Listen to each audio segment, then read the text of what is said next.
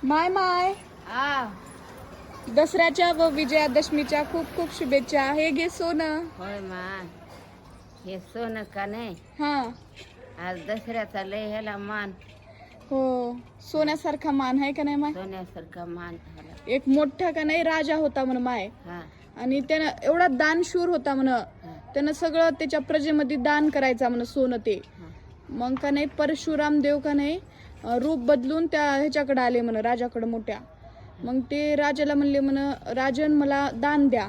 मग त्याच्याकडे तर काहीच सोनं नव्हतं, त्यानं सगळं वाटून टाकलं होतं प्रजेमध्ये. नंतर का नाही मग ते दानशूर होते. मग त्यांना वाटलं की आता काय देवा, माझ्याकडे काहीच नाही. मग बाजूला का नाही आपट्याचं झाड होतं म्हण मोठं, आणि त्याचा सोनेरी कलरचं एक पान खाली पडलं होतं म्हण. आता हे वाळल्यावर ह्याचं पान सोनेरीच होते की. मग ते खाली पडलेलं पान घेऊन ते दिलं म्हण परशुरामाला. मग ते देव म्हणले, म्हणजे परशुराम म्हणले म्हण की हा किती राजन खरंच दानशूर आहे, मला रिकाम्या हातानं पाठवला नाही.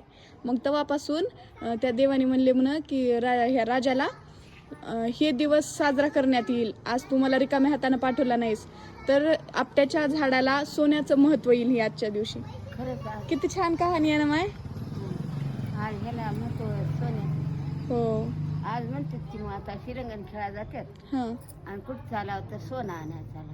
हम्म. हे आणतात ढेवाऱ्यावर ठेवतात, ढेवाऱ्यावरलं धान नेतात आणि मारुतीच्या वर ठेवतात आणि सगळ्या वडिलाच्या पाया पडतात. हा, आणि ते धान म्हणजे चांदी. हा ते धान हा, आपल्याला. आणि हे सोनं चांदी. हा. बरं माय, बस मग हा. आता शेताला गेलेत बाळ